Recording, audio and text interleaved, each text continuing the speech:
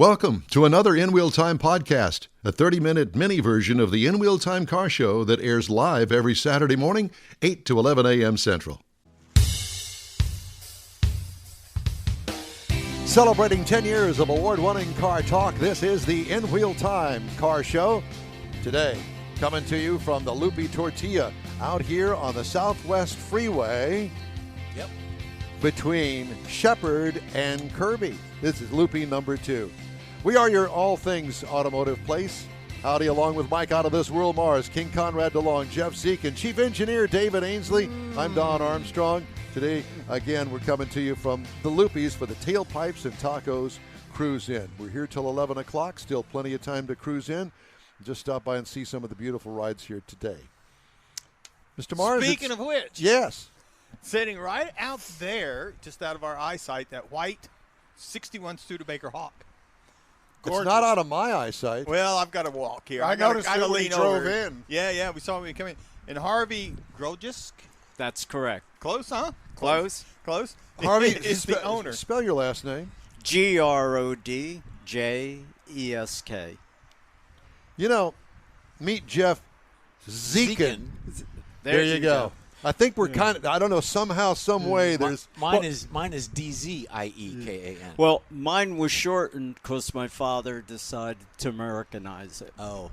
And that's the American version. Well, the proper pronunciation. So, Don't ask. besides all of that. I used to pronounce it Mars. Right. So, the Studebaker Hawk. Yeah. I think I've only seen probably 4 or 5 of them in my day, but I will tell you that my dear friend Puss Wilson's brother, Kenneth Wilson, actually had one back in 68, 69, and his sat lower to the ground than yours. I don't know why, but he always bragged about the fact that he couldn't drive over a beer can without it scraping the bottom. Have you had a problem with anything like that on your car? No. I restored the car. When I first bought the car, which it was a New York car, and came out. Are you from New York? Originally from New Jersey, actually, but I'm not proud of that. So I said I moved to New York and I started living there. It's Joyzy where the boys go choip choip. He knows. I'm a New Yorker. Yeah, he's a Long Islander. Yeah, so it was being driven by the original owner in the town I lived in Larchmont, New York, and I saw the car at the light, and it was sitting there smoking and doing what Studebakers did, and it was low to the ground, and it had a lot of issues. But I ran up to her at the light, and I said, "If you ever want to sell this car," she was in her 70s at the time, "give me a call." And about 2 years later, I got a phone call from her. Oh, wow. Decided to sell the car. And I said, "Okay, I'll take a look at it." Well, it had no floorboards in it anymore. Had no trunk in it. It had all rusted out. It's a New York car. The fenders had holes in it, but it was still running. And her local mechanic said, "Look, I can't pass this car on inspection anymore." He said, "Even your plywood boards across the floorboards had rotted away." Oh gosh! So I bought the car, and I bought the car for $200. Oh my gosh! I was the and now $200,000 later, he's got a fully restored Studebaker. And I was the high bidder. At $200. At $200, I was the sucker because. And so it was an 8-year restoration for me. Wow. I did it myself. Did you really? I did the car myself. Magnificent job. Except the paint. And I had the paint done. And the car went through a little drama. I moved down to Houston. The car was still up in New York. I gave it to a shop to have the transmission done. They took the car over to a transmission place. And then the owners got into an argument. And your car was between it. I was between it. And so I had to go back to New York and work all that out. But then the transmission shop, when they returned the car, had scratched the whole sides of the car. So anyway, I brought it down to Houston and got it. Beautiful car. Finalized. I love the wide whites on it. Yeah. So tell us about, the powertrain and stuff that's in it. Well, it's original 289. Of course, the Hawks back in '57, they had a supercharger. They had the Paxton. R2? Well, that was Avante. That was the Avante. But in '57, it just had a supercharged Paxton. So Studebaker bought Paxton, and that's why they started putting it on the cars. Okay. And they owned a whole series of things. I think I actually owned Clark vacuum cleaners. Studebaker had a whole line of mechanical products. So I bought the car. It's 289. It's an automatic, very basic Two-speed? car. It's normally 2-speed. When it wants to shift. Right. But it does have a low in it that Okay. you manually can put in. So it's a Interesting. 2-speed transmission. Yeah. But for the snow and the ice, and it was set up so you could rock the car in and out of the snow, where they put the reverse Yes. and the low, and you Sure. moved it back and Oh, forth, so okay, you didn't okay. have to go all through How neutral. interesting. Yeah, so it doesn't say parental power, park, Right. reverse, Parental, yes, neutral, drive, and low. Yeah. So they did that, but Studebaker was going. They didn't have a lot of money. They had bought Packard by then. And there was a shared body-ish to a Packard Right. with the Hawk, but the whole front end of it kind of looked catfishy. It kind of looked, it looked like a tuna mouth Yeah. car, but that was just a modified Hawk. Because in '53, that car style really didn't change from '53 to '61 because they couldn't afford to do all the dyes for the sheet metal. So the fins on that were screwed on to the car. And they would change it. Really? Yeah, those fins, if you take all the molding off, I never knew that that. car? it's all screwed on. So year to year, as they would change the fin design, that was just a bolt-on. That was just bolt-on. And I so- learned something new every day. We all did. Right. Of course, the car originally had no fins, so it had that curved back. Right. And fins became popular, so they started screwing fins onto it, and they didn't have the money. They made some money with the Lark. They came out with the Lark Right. Yeah, remember that. prior to the Falcon and Corvair.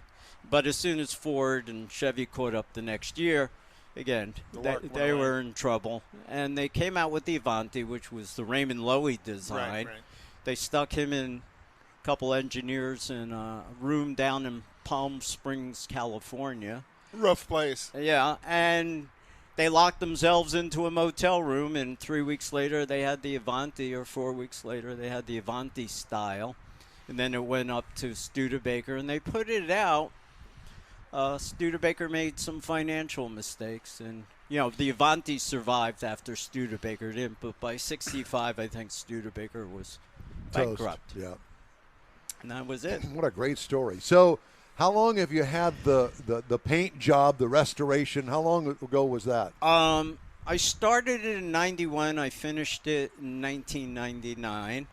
And the one interesting thing is I have to honor the lady that owned it. Her name, you think I have a hard name?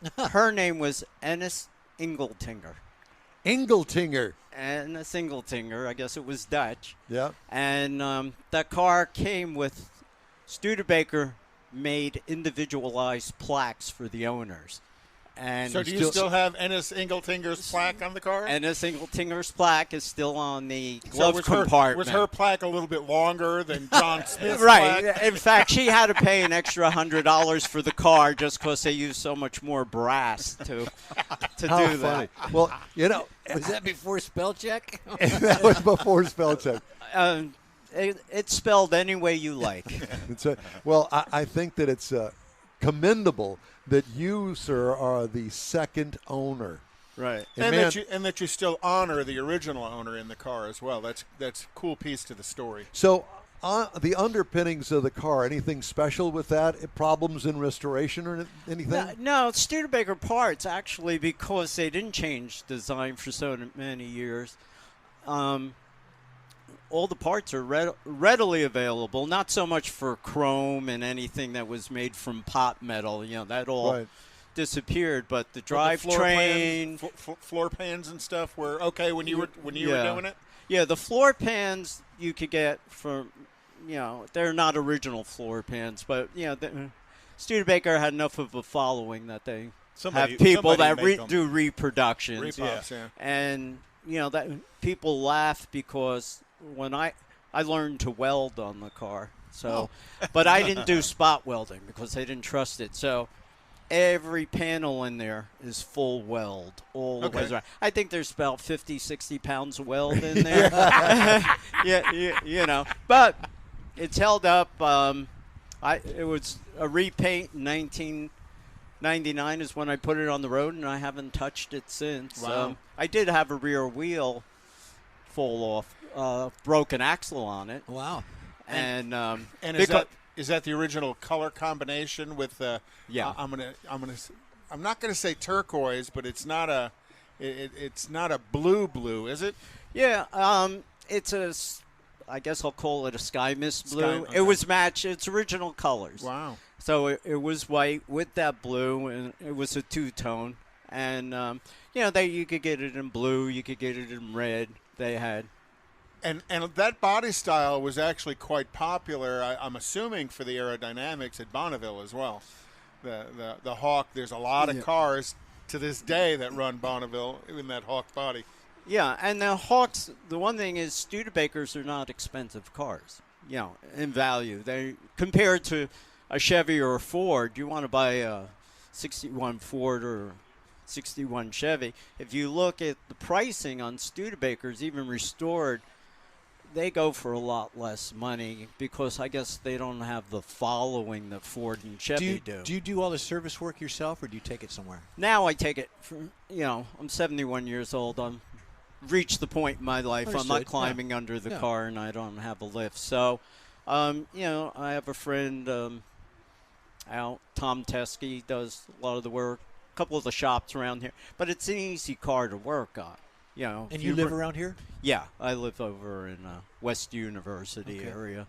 So, yeah, it was do a quick drive. do you go to a lot of cruise-ins or car shows?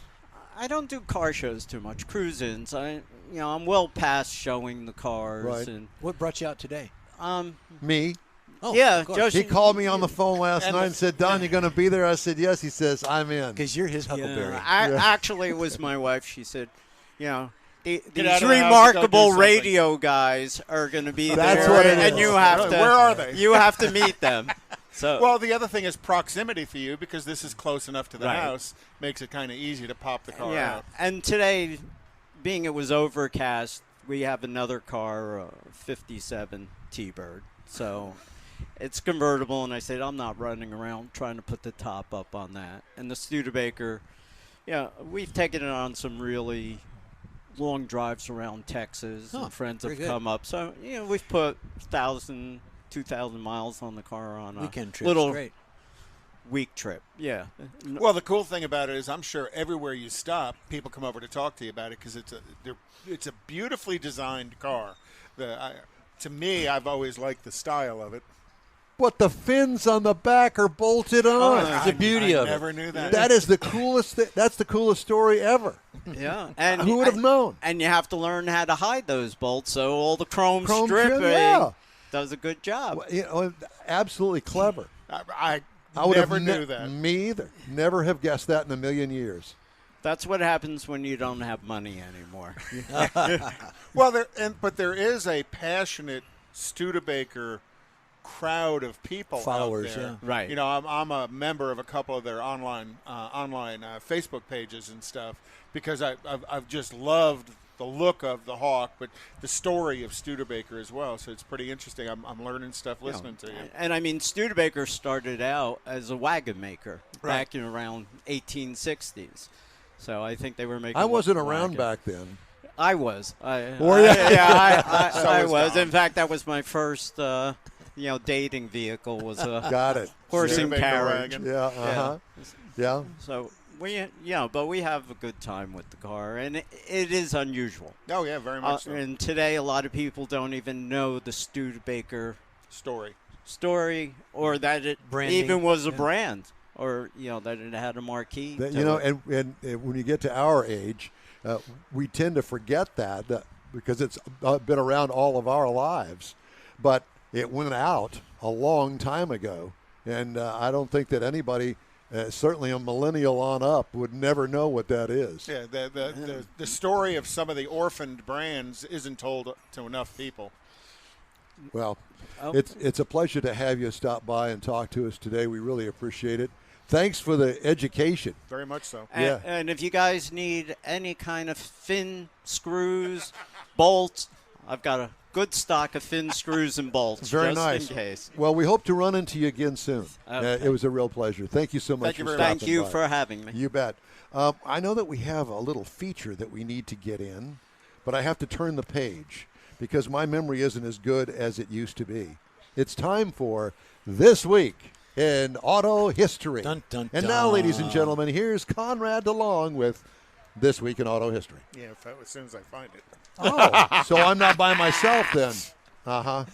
So Busted. this week in auto history, kind of a different week. A couple of sad stories to tell. In 1905, the first aerial car ferry was put in operation in Duluth, Minnesota. Wait a minute. What? An An aerial car ferry. As soon as the picture comes up, you'll see it. And it was a bridge that was put over the canal in Duluth, Minnesota, that the cars got on this ferry, and not a ferry like you think of. It would cross like a bridge when there weren't any boats coming by.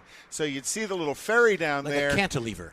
Yeah, like a cantilevered bridge, and then they'd load cars up on it, and it would cross on a rail system to the other side when there weren't any boats coming by. The weirdest thing in the world, and I just thought that was kind of a cool little story. In 1923, there's a close-up picture of the ferry itself. In 1923, Firestone Tire and Rubber Company in Akron, Ohio, began the balloon tire production. So, in honor of Jeff, There you go. the balloon tires were air-inflated tires versus the solid tires that they had used prior to that. Balloon I tires. don't That's know what they whether- called them. I Back don't in know the whether day. to take that as an insult. Jeff sold those things Yeah. not too long ago, Yeah. the balloon tires. And then in tire. 1934, Ford Motor Company, and remember, Ford Motor Company was almost exclusively a Firestone tire Yeah. vehicle. Yep. Ford Motor Company introduced white walls in 1934, and Look then at you that. can kind of see the progression of white walls well, you went a little fast Oh, there, sorry, Jeffrey. sorry. You can see the My fingers progression are of white cold. walls from the thin white walls to the wide whites, and then back to the thins again. So Are we going to have to find somebody to do your The job? finger. He can't You know, keep his and by fingers the, warm. fingers and are by warm. the 50s, the white walls were pretty standard on most cars, and it's kind of hard to imagine a 1953, 1954 Corvette or 54 or 55 Corvette without white walls on them, because that was standard equipment on them. And then in 1947, and actually I think today is the anniversary day, is when Henry Ford had passed away. Yeah, we see that. I mean, Do again, you have it's- a picture of him in the In a grave casket. or I something? didn't want What to. is this? I just, Would he I die just in a left it fire at or that. what? Yeah. No, he just passed away from a cerebral hemorrhage. So he had a brain aneurysm. We think that he had that several years earlier. But that's also another story. today, in 1947, was the Texas City ship explosion. God, that was terrible. That was horrible. In the middle of the morning, the SS Grand Camp, which was docked at the port, was unloading ammonium nitrate, which is a fertilizer, and it caught fire. And the whole Texas City Fire Department and everybody from the shipyards were there putting it out. And then it exploded. It killed everyone except one of the Texas City Fire Didn't the Department water, members. they put water on it, and that's what spread it or ignited it? It spread it on the ground, and then it mixed in with the fuel from the fuel barge that was there, and that's what caused the real big explosion. What was it, 860 some odd people had passed away. They had damage 10 miles away in Galveston. Have you ever been down there? There's a marker for it. The anchor is there. and The all that. anchor was shot a mile and a half Yeah. through the air. So yeah, been there. In 19, where are we at here? How'd we get to that one? That's right after the fire shot. Oh, well, I goofed that one up. No, what's this one right here? No, go to the next one. In 1964. We always blame it on Jeff, I know, but apparently it's not. Exactly. In 1964, on April 17th, Ford Mustang introduced the two-seat mid-engine sports car was unveiled at the Henry Ford Museum in Flushing Meadows, New York. And Maybe he was sitting in the car. Yep. And then at the World's Fair. So the World's Fair was the kickoff for the Mustang, and they sold 22,000 Mustangs on that day, on opening day of the introduction of the Mustang. In 1965, the Chesapeake Bay Bridge tunnel opened, connecting the east side and the west side of the Chesapeake Bay. I think it's an interesting story because you got this big bridge that comes to a tunnel, and then it goes under the water. The oddest thing in how that works, and then the ship channel through the middle of it. Well, because it's cheaper to do it that way than to have the whole thing underneath the water. Bridge, but it's 17 miles of causeway that comes to this where you duck down under the water. I don't know. I just think it's the weirdest thing to build the tunnel out in the water as opposed to on the side of the water. I don't know. Anyhow. Because it's probably the deepest part of the channel, don't you think? Yeah, which would be the most difficult place to build the tunnel. So because you got to get the boats through there. Oh no, I understand why we have that here in the Houston Ship Channel. It's called the Washburn Tunnel. You ever been in it? I thought they closed the tunnel. Not the Washburn. What's the one on 146? No, that's been gone a long time ago. I used to take the one on 146. I hated it. I'm just a little paranoid. They have a much prettier bridge now. Yes, they do. It's a very good-looking bridge. Take the Washburn Tunnel sometime. Would it be the Channel? Goes to over there in Pasadena. Pasadena. No, that would be the Punnel. The Pasadena Tunnel. The Punnel. The Punnel? Oh, Lord. Oh, well, the other picture was Is there anything else that you want to talk about? Well, the picture I kind of goofed on was the picture of Jim Clark, one of the greatest Grand Prix drivers of all time. He passed away this week in 1968 in a Formula 2 race in Hockenheim. Jim Clark was one of the greatest Formula 1 drivers of all time, and his entire career in Formula 1 was driving for Colin Chapman in Lotuses. Hobby. I didn't realize that. Did he not also drive Indy cars? Yeah, he was driving a Lotus when he drove an Indy car. That was the introduction of the rear engine. As a matter of fact, that car is on display at the Henry Ford Museum. At the Henry Ford Museum, a little green thing with the rear engine in that it. British racing green. Oh, my God. And you look at that car and you think, I wonder if anybody had any idea the technology that went into that car, and it's still used today. Yep. Yeah. So that is this week in automotive history. Thank you very much. All right. We are at the Lupe Tortilla, number 2, on 5969, the Southwest Freeway. It's Tailpipes and Tacos Cruise-In, the once-a-month cruise-in. Normally, we're out at Katy Freeway location, and we're going to be back out on the Katy city of Katy. Next visit. City of Katy. Actually, it's not the Katy Freeway. Let's not get into all that again. That's for the Uber driver. Dun, dun, dun. Yeah. It is the Kingsland and Grand Parkway location. There you go. Time now in Katy. Time now for the stories making auto news headlines this week. The coronavirus outbreak in Michigan, which has really ramped up here in the past week. What a mess. Which has emerged as the worst U.S. hotspot, is surging in a critical factory for Stellantis, the Ram pickup. Oh, boy. With an estimated 10% of the production employees out for COVID-related reasons. Huh. About 630 production workers were absent on Tuesday of this week because they either tested positive for COVID-19 or were in quarantine, according to 3 people familiar with the matter. That's up by roughly 200 workers from a week ago. People said there represents roughly a tenth of production workers as the plant in Sterling Heights, Michigan is known. Michigan, by the way, had 55,091 new COVID cases in the last 7 days. And they're shut down. Michigan the whole state's in quarantine. They're shut down. Texas is wide open. And David's going to go up there for his summer vacation again. Yeah. Are you? Okay. And he may be up there for the entire summer. Yeah, that's He'll have to quarantine 14 days going in and quarantine 14 days coming out and have 1 day on the lake. Subaru has issued a pair of recalls affecting more than 800,000 late model vehicles in the U.S. to That's repair a lot of problems Subarus. relating to engine control modules and rear stabilizer brackets. First recall involves 2017 to 19 Imprezas and 2018 to 19 Crosstreks to check and potentially update the programming of the vehicle's engine control modules and replace their ignition coils, which could degrade over time. That's kind of bizarre. Also recalling 405,000 Forester and Crosstrek models to examine and retorque the bolts on those vehicles' rear stabilizer bar, which can come loose over time. Yikes. Toyota recalling 279,000 older Venza crossovers because the supplemental restraint system wiring in some of them may become damaged with regular use of the driver's side door. Well, don't you have to use the driver's side door Just to get in and out of it. all the time? Oh, let me Twice a day. If you here. only Let me drove go it sit in the once. passenger side for a couple of hours just for the heck of it. And they've already recalled that airbag, so. Yeah, the recall will cover certain 2019 to 15 model year vehicles. In other recalls, Chevy Tahoe, let's see, Chevy Colorado, GMC Canyon, and a bazillion Mercedes-Benz. Alfa Romeo Stelvio, it's on recall, as well as the Lincoln Aviator, the Porsche Macan.